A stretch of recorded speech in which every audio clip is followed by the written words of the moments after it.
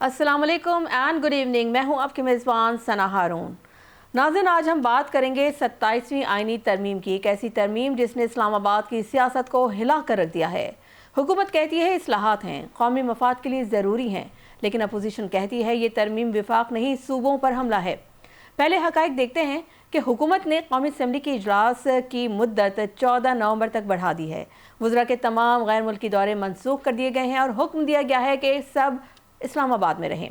Voting का वक्त करीब है, यानी हुकूमत किसी भी कीमत पर यह तरमीम मंजूर कराना चाहती है। असल में तरमीम क्या कहती है?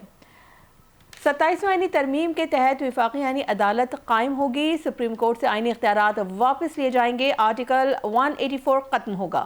अस्खुद नोटिस का इख्तियार खत्म होगा। आईनी मुकदमात अब सुप्रीम कोर्ट नहीं बल्कि वफाकी आईनी अदालत सुनेगी और सुप्रीम कोर्ट सिर्फ अपीलों और अमूमी मुकदमात की अदालत होगी। वफाकी आईनी अदालत में चीफ जस्टिस और चारों सूबों से बराबर नुमाइंदगी होगी। चीफ जस्टिस की मुद्दत 3 साल होगी और इस अदालत के फैसले मुल्क की तमाम अदालतों पर लाजिम होंगे। जजेस की तकर्रुरी का नया तरीका, जुडिशल कमीशन, वज़ीर आज़म और सदर शामिल होंगे और पार्लियामेंट को आईनी अदालत के जजों की तादाद तय करने का इख्तियार होगा। आइन का आर्टिकल 42, 59, 175 से 191 तक और 63A में तरामीम तजवीज़ की गई हैं, जिससे सुप्रीम कोर्ट के इख्तियारात नुमाया तौर पर महदूद होंगे।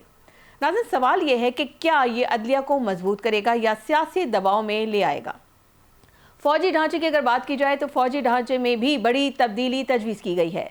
27 नवंबर को chairman joint chief of staff committee का ओहदा खत्म होगा और आर्मी चीफ को चीफ ऑफ डिफेंस फोर्सेस का आईनी ओहदा दिया जाएगा। फील्ड मार्शल और दीगर आला फौजी ओहदों को आईनी तहफ़्फ़ुज़ हासिल होगा, जबकि मार्शल ऑफ एयर फोर्स और मार्शल ऑफ नेवल फोर्स के टाइटल्स देने या वापस लेने का इख्तियार पार्लियामेंट के पास होगा। आर्मी चीफ का ओहदा आईनी ओहदा है और मुद्दत 5 साल होगी। सवाल ये है कि क्या ये फौजी ढांचा सियासत के लिए लेवरेज में इस्तेमाल होगा या सिविल तवाज़ुन मुतासिर करेगा, यानी सिविल मिलिट्री तवाज़ुन को मुतासिर होगा।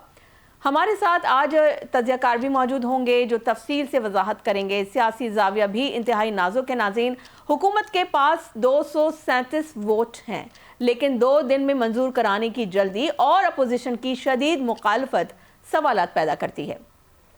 राजा नासिर अब्बास ने सेनेट में कहा कि ये पार्लियामेंट अवाम की नुमाइंदा नहीं, आइन मुतनाज़ा हो जाएगा, पार्लियामेंट की हैसियत खत्म हो जाएगी। चीफ ऑफ डिफेंस के तकर्रुर पर एतराज़ है। हुकूमत कहती है विफाक दिफा, पेंशन और कर्जों के बोझ में दबा हुआ है और अपोजिशन कहती है विफाक अपने माली बोझ को सूबों पर डालकर अपनी नाकामी छुपा रहा है। आईनी अदालत के क़याम के साथ साथ एग्जीक्यूटिव मजिस्ट्रेट बहाल होंगे, जजों के तबादले के उसूल बदलेंगे और सबसे बड़ा नुकता नाज़रीन NFC अवार्ड में सूबों के हिस्से पर नजरसानी। सवाल यह है कि ये विफाक के माली बोझ में कमी के लिए है या सूबों के हिस्से पर कब्जे के लिए। आज हम इस मामले के तमाम जाविये खोलेंगे। हम PMLN से, PTI से और MKM पाकिस्तान के जो नुमाइंदे होंगे वो हमारे साथ होंगे और हम PMLN से पूछेंगे कि हुकूमत के पास अक्सरियत है तो फिर वज़रा की गैर मुल्की दौरे रोकने की ज़रूरत क्यों है? क्या ये 18वीं तरमीम की नाकामी का इकरार है? विफाकी माली बोझ कम करने के लिए सूबों के हिस्से में कमी की गई तो क्या विफाक वाकई मजबूत होगा या सियासी कंट्रोल बढ़ जाएगा? PTI से भी सवाल करेंगे कि आप कहते हैं कि ये विफाक दुश्मन तरमीम है, लेकिन इक़्तिदार में रहकर इस्लाहात क्यों नहीं की?